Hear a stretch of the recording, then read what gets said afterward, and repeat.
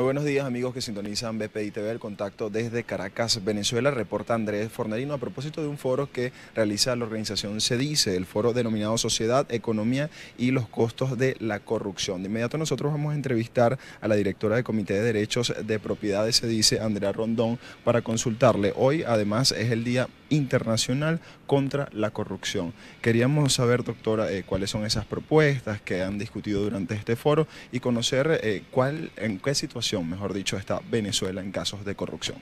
Bueno, desde CEDICE Libertad, pues estamos denunciando que se ha habido en la última década, en las últimas 2 décadas, una transformación del ordenamiento jurídico para establecer leyes que permiten y que crean incentivos justamente para la corrupción. La ley de régimen cambiario y sus ilícitos, la ley orgánica de soberanía agraria, la ley orgánica de precios justos, crean una serie de procedimientos que lo que terminan es estrangulando derechos y libertades, son leyes inconstitucionales y esas mismas leyes crean incentivos para la corrupción. Pero al mismo tiempo establecen una serie de medidas como ocupación, intervención y toma de empresas que esas empresas mismas han terminado también siendo nichos de corrupción. Entonces estamos denunciando un doble problema, la transformación de leyes para crear incentivos de la corrupción y los efectos que causa la aplicación de estas leyes también son mismos incentivos de corrupción. Principalmente eso es lo que hemos estado denunciando a lo largo de la mañana de hoy. Y obviamente con esta situación que ya lleva 2 décadas, porque el control de cambio y el control de precios entre las medidas que estamos denunciando, digamos, en estas 2 décadas, pues lo que hemos visto, Venezuela se ubica en los últimos lugares de transparencia, de rendición de cuentas de los funcionarios públicos y en los primeros lugares de países con corrupción. Además, también es de los países que está en los últimos lugares en materia de independencia del Poder Judicial y eso también está directamente vinculado con el tema que estamos abordando esta mañana. Hoy, para mencionar este Día Internacional contra la Corrupción, ¿se va a utilizar algún hashtag? ¿Hay alguna iniciativa, propuesta que se deba realizar en el resto de días? Sí, ahorita estamos con el hashtag liberales luchan contra la corrupción, porque obviamente un tema que preocupa a los liberales es la corrupción, porque eso implica un Estado mucho más grande, un Estado paquidérmico, un Estado metiéndose en aspectos en los que no tiene que estar metido, porque esa forma de actuar justamente crea incentivos para la corrupción. El hashtag es liberales luchan contra la corrupción. Doctora, habla de algunos sistemas que quizás han contribuido más bien o beneficiado a la corrupción. Entre ellos se menciona el caso de PDVSA. Según investigaciones del fiscal incluso designado por una Asamblea Nacional Constituyente, Tarek William Saá, se mencionan algunos nombres de las personas implicadas en la estatal PDVSA, que digamos que era una de las principales empresas productoras de riquezas en el país, ahora pasa a empobrecer a la sociedad venezolana. ¿Qué se pueden hacer? ¿Qué se puede regular? Y en caso de promover una ley de transparencia, una ley donde se conozca qué pasa con los recursos del Estado, ¿cuánto tiempo tardaría Venezuela para poder recuperarse?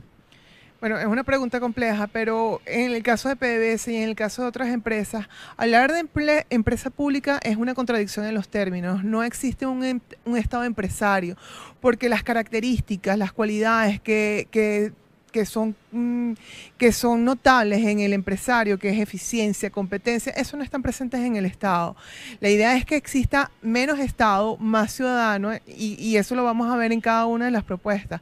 Nuestra propuesta es eliminar los controles de cambio, eliminar los controles de precios, porque de esa forma se eliminan esos incentivos contra la corrupción.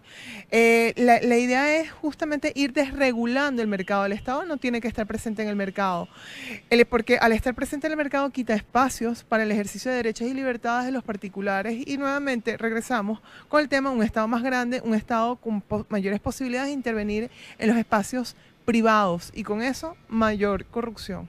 Es decir, que los principales problemas de nuestra nación tienen que ver con la destrucción del sistema privado, de empresas privadas. ¿Cómo se puede generar confianza entonces en estos empresarios que se han retirado del país para que vuelvan a invertir en Venezuela? Bueno, tiene que haber un cambio de régimen definitivamente, un régimen que crea en la propiedad privada, en el libre mercado y en un Estado limitado.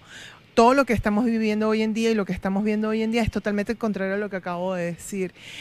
Desde el año 2007 se ha diagnosticado una política sistemática de destrucción de la propiedad privada, justamente porque al destruir la propiedad privada eliminas una de las defensas naturales del ciudadano frente al Estado y es una forma de preservarse en el poder. Obviamente, ¿cómo creas confianza? Creando o transmitiendo la verdadera importancia que crees y vas a respetar la propiedad privada, el libre mercado, el capitalismo, etcétera, etcétera, la competencia. ¿Existe algún número, alguna cifra en el 2017, por lo menos, que es lo más cercano que tenemos, de cuántas empresas se han destruido o cuántas empresas privadas han sido expropiadas? Bueno, tan solo en el año 2016, el Observatorio de Propiedad detectó en sus estadísticas 28.000 empresas cerraron, pero por asfixia en las medidas económicas. En nuestra página del observatorio hay estadísticas de empresas expropiadas y empresas expoliadas, porque la expoliación es un despojo violento de la propiedad privada sin las debidas garantías y puede ser por ocupación, por intervención, por distintos mecanismos que lamentablemente prevén las leyes actuales. Entonces, digamos, en lo que va de 2017, el número que habíamos anticipado de 28.000 empresas, pues obviamente va mucho mayor. Además de esa expoliación, como ya manifestaba, ¿qué ha ocurrido una vez que son tomadas estas empresas? ¿Qué ocurre con el Estado? O sea, son empresas que prosperan, que quizás producen. ¿Qué es lo que ocurre en el desarrollo? Empresas que quedan en rojo, en saldo rojo. De hecho, Clorox es uno de los mejores ejemplos.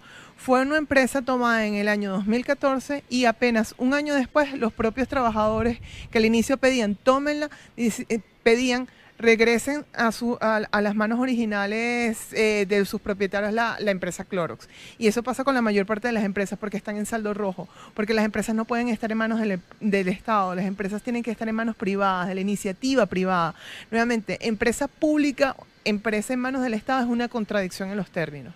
En relación, ya quería consultarle sobre otro tema que es el día de mañana, el tema electoral, no se aleja de la realidad del venezolano también.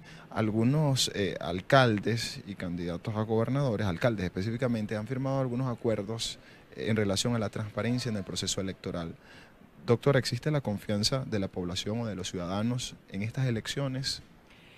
Si estas elecciones no se están realizando en el marco de un CNE, digamos, politizado, donde el Estado de Derecho está socavado, donde la mayor parte de las instituciones que son verdaderos check and balance del poder están tomadas, estas elecciones no crean ningún tipo de confianza, porque terminan siendo adjudicaciones y no verdaderas elecciones, terminan siendo adjudicaciones y no verdaderamente ejercicio de derechos políticos como es el derecho al voto. Tiene que ser dentro de un Estado de Derecho y con las debidas garantías.